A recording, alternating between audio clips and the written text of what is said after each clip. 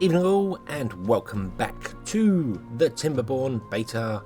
We are back with a brand new update coming out a week or so ago, and it adds new wonderful things. It's got water physics, we've got revamped forestry and farming system, we have new platforms, ruins, which I don't think are actually enabled yet. We've got some new buildings, farmhouse and things like that, a new main menu option. I love this background, it's cool. And some new music, which it's also cool. I like that it's not silent on the menu anymore. That is quite cool. Just a forewarning before we start, this is in beta still, so there may be some bugs or some things not working as intended. Don't take that as what the actual game will be like when it's out, because this is early testing, so there we go. So let's begin, shall we? Let's go with the new game. These are locked again, not because of the update, but because I had to reinstall Windows and I don't think it carries over, so that's fine. But we're going to go with our common beavers anyway. That's fine. That doesn't matter there. For those who don't know, the common beavers are just your standard beavers. They do things. And yes, this game you play as beavers. Humankind is dead. They have been dead for nearly years, and beavers are the new owners of the world. So yes, the eager beavers they don't need as much sleep, but they consume more food, so it's much more challenging. And the fancy beavers, if you don't give them aesthetics, they die, which is weird. I will go over things for anyone who's new here, so don't worry about that. It will be that, and I do apologise if you've seen this all before, because I'm going to go over a lot of stuff that we have before. I can't remember what maps we were on. I know waterfalls and canyons was the previous two maps. I can't remember what the third map was called. I'm going to go with plains because I want a large open area, and plains sounds about right. So let's start. Let's begin. Okay, so here we go. We are here in our Timberborn world. I don't know if this is a similar map to the one I played on last time or not.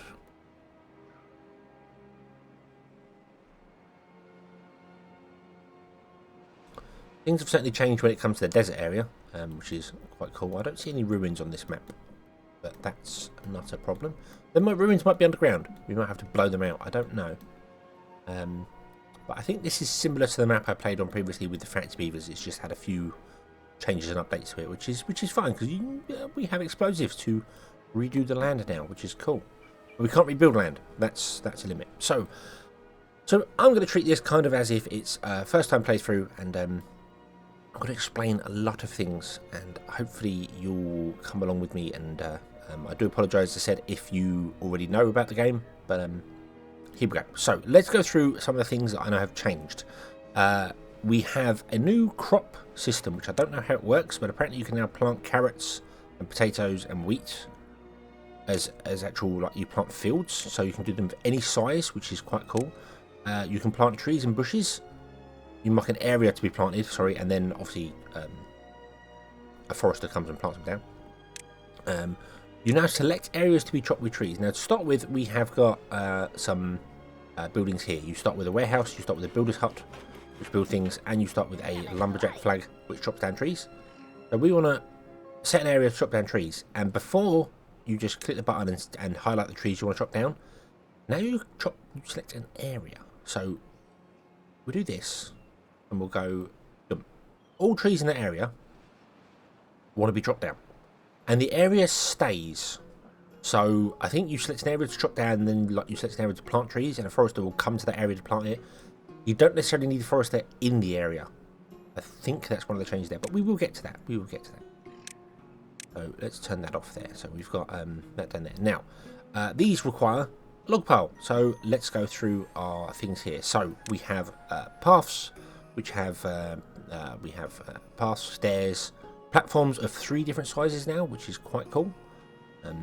That's going to be an interesting way of building. You can build up to 3 stories now, or 4 stories, I suppose. Technically, you got 1, 2, 3, and 4, up to 3rd floor.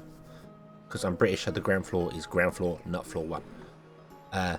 Landscaping, you have a dam, you have a leave, and you have dynamite. Dynamite clears areas. You blow up a 3x3 area, I think that says. No. Cast 3 paper. Destroys a block of terrain underneath it. Ah, right. And triggers its. So you can set up dynamite all along here, set one off, and it blows up the lot. Dams obviously stop water, and a dam stops water but allows water to spill over top. So if you put a dam in there, it would build up the water back here. Then when it gets to the top of the block, it will spill over and carry on. A leaf stops it completely. We can't knock there, yeah.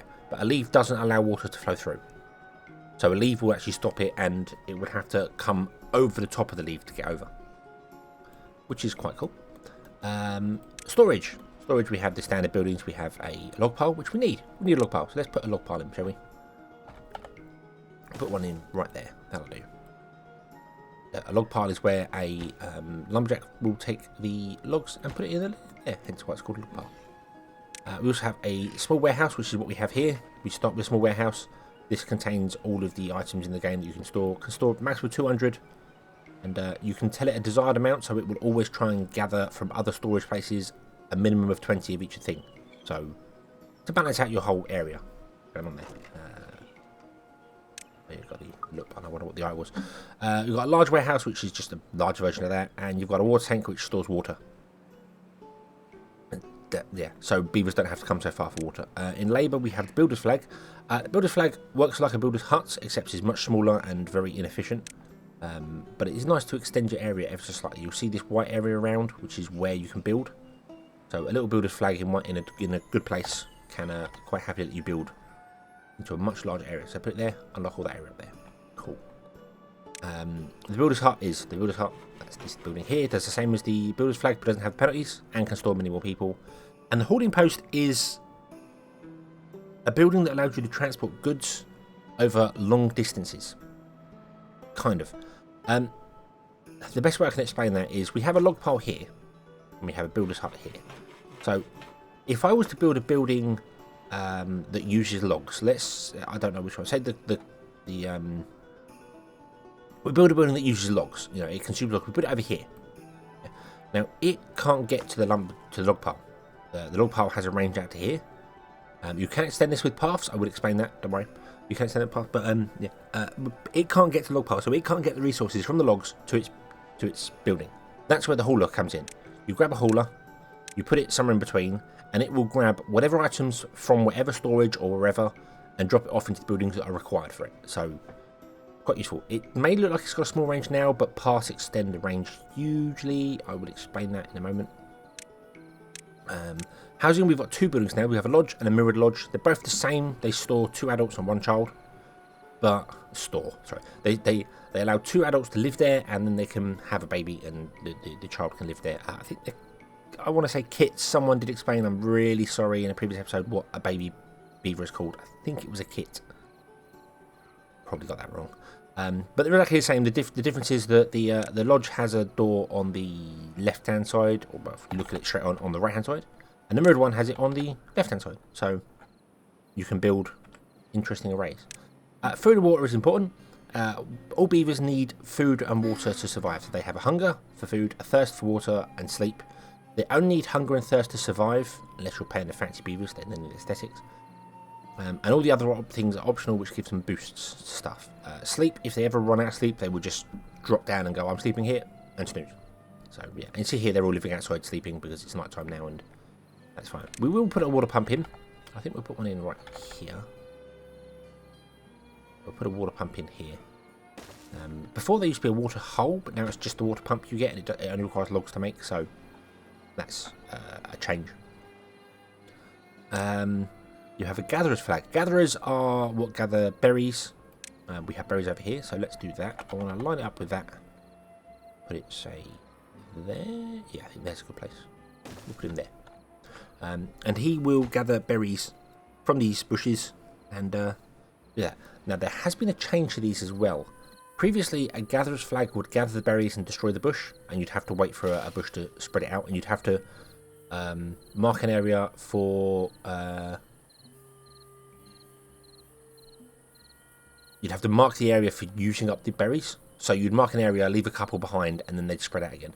Now they don't do that. Now they gather the berries from the bush, and the bush stays, and then it starts regrowing the berries on it. So that's an interesting change of mechanic.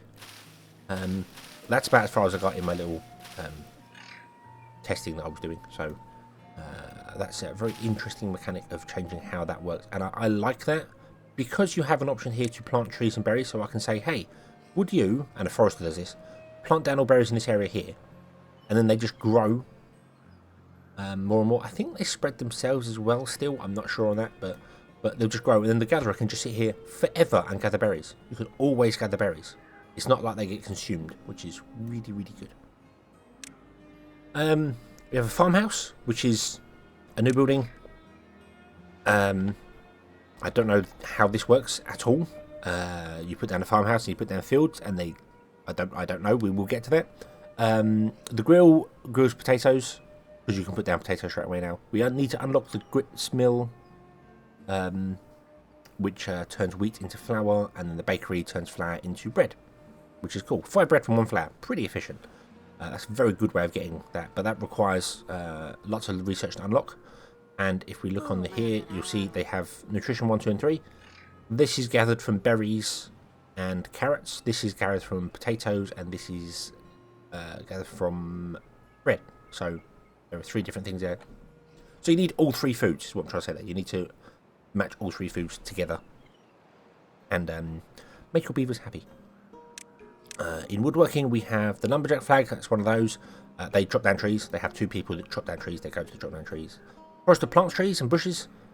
We need to unlock that with science. We will get to that in a moment. The carpenter turns logs into planks, but requires power. The power system we will also get to over here. It's the next one along there. Basically, it takes power from the power grid, which is all rotary power in this case, and turns logs into planks. Planks are needed to build further buildings out. Gear workshop does the same. It takes 1 plank and turns it into a gear. That's a material used for building later buildings. Like this one here, the paper mill. And a paper mill will take logs and turn 1 log into 2 paper. And paper is used to produce books, and books satisfies the knowledge ability here. But they require power, and power is the next one. Power is here. Now, power works by, you have a water wheel in the water that spins. And if I turn the camera around and zoom in, you can see it has an output. And the output, you connect to it with these shafts. And you run the shafts along. And you have corners, and you have 3 ways, and you have 4 ways, and you have a higher one, which allows beavers to walk underneath it, because none of these beavers can walk through, so it will block in. But you basically build a water mill, run that along, a water wheel, sorry, run that along, and plug it into a building that needs power, and it gets power from the rotary. You have to be careful though, because this produces 290 horsepower, and you have to add up what buildings do. There is a new one here, which I've seen, and there's an engine there too. A beaver-operated backup power source. Oh, wow. Oh, cool. It's a hamster wheel. The beavers sit in it and run around, and then produce power. But it only produces 50 power. Oh, awesome. Awesome. I like that. That's cool. If you have a water wheel down here, getting power up to here somewhere can be a real pain. That is quite cool. So that means that at least during the day, during working hours, you could have a beaver running. It produces 50. That's quite useful because the carpenter produces 50, so, and requires 40 logs instead of 50. So it's not really that cheaper, but it doesn't require as much effort to do.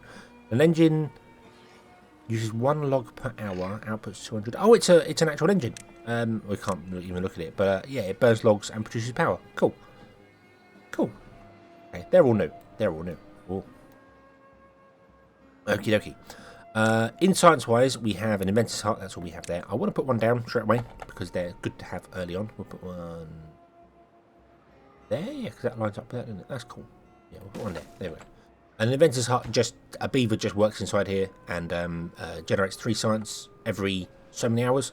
And you get science points, and science points are used to unlock things. So if we want to unlock this, we need 80 science. If we want to unlock that, we need 100 science, so on and so forth. What's next? Leisure. We have the campfire, the temple, the printing press, and the carousel. They are all buildings that give off things here. So social life is done in the campfire. They can all socialise and enjoy stuff, and then they'll be more fertile, so they have more babies. The temple is spirituality. It all just increases stuff along here, so increases working speed, increases that, and you need to get a higher overall well-being from your people to unlock new things. So, the new beavers. So, it's always good to have them. The printing press takes paper that was made in the paper mill and produces books for knowledge. And the carousel is fun and looks awesome too. Little beavers going round and round in circles. Awesome. Decorations are aesthetics. Shrubs covers an area for aesthetics. You just need to have one bit of the shrub touching a building for the building to get covered by it. It doesn't have to cover every square, so that's interesting. Although I think fields have changed, that might have changed. I don't know. The bench I sit on, it doesn't do anything, although I think it does comfort. I'm not sure, because you have comfort here, which is how they, when they're in a hut, they get comfort. So I think a bench does that as well. I'm not sure though, it doesn't say so. And a roof gives aesthetics off by just putting a roof on top of buildings, which is cool. And the monuments, they do all 1, 2 and 3 and are expensive to unlock and build and run. So they're quite cool. They're quite cool. Okay. So that's me gone over everything there. I do apologise if everyone is watching and knows all that already and you're just like, shut up and get on with it, stop playing. But I want to explain it because there might be somebody who hasn't seen it before or just wants to see, you know, how things have changed. So first episode is a little starty tutorial episode. Then we'll get into the main thing as we go. So, right. One other thing I want to explain quickly before I run out of time here is this white area here. This is the area that a building can operate in. So a builder's hut can build a building anywhere around here. If we put a building up here, the builder's hut cannot get to it, so therefore it can't be built. You'd have to either build another builder's hut nearby, or extend the range of the builder's hut, and indeed extend the range of any building with a path. See, this one here has a range here, so we can get all these berries. Can't get those berries there. And you can get all these trees here, but you can't get these trees back here that I've also marked. These two here, so you can't drop them down, you just ignore them because you can't get to them. So what we do is we put down a path. And a path extends the range of pretty much everything. So we'll run a path all the way along to there. We'll run a path from here down there. I'm going to leave a little gap there. There. In fact, do you know what? We'll actually run a path all the way into the trees there. And what will happen if I speed up time here and get things going there, and we'll highlight the builder's hut. And if you look, the edge of it is right here right now. So this is as far as it can build. It can't get up on top here at all. It just can't do it. But you see it moving? As the path extends, it increases the range of every building that the path touches. And they all connect up together. So now we've got one block up here we can build to. As we build more and more paths, it extends out. And that's the whole mechanic of paths, basically. You want to put paths down all over the place. Beavers don't need them, but they do walk fast on a path. And it extends the range of every building. Very useful for hauling posts, because hauling posts get a bonus to the path. Now if I put down a hauling post here, he'll be able to travel way further than everyone else. So, like I said, if logs are required up here, for instance, and they can't reach because they just can't get to it, a hauling post in between will do the logs between the two of them, which is very useful.